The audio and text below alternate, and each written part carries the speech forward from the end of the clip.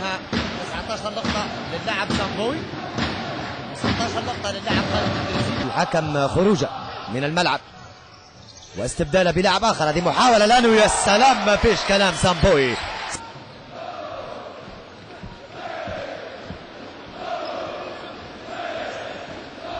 إذا قليل 73 ثانية فقط.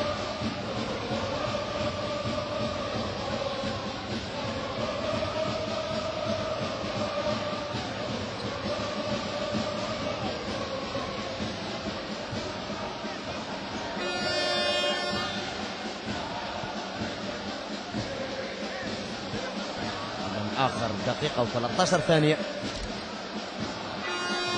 النتيجة واضحة أمامكم، 79 مقابل 68.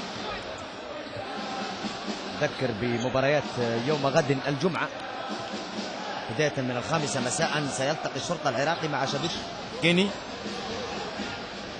إلى كريج من جديد، يفضل التصويب ثلاثي، يصوب ويسجل، يصوب ويسجل، يجعلها 82، يجعلها 82 نقطة.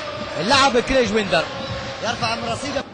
ذكرنا اتحاد السكندري وأيضا ذكرنا الرياضي اللبناني. لا،